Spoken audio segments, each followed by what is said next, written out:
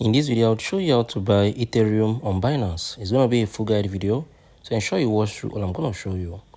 At first, open your Binance. This video is for educational purpose only, so ensure you follow the processes I'm going to show you in this video.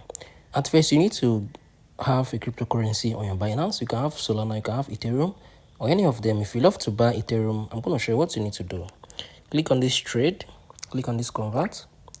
Once you click on it, what you're going to do now, you're going to select the token. Let's say if you have Solana and you love to buy Ethereum, I'm going to click on Solana. Come on here, select Ethereum.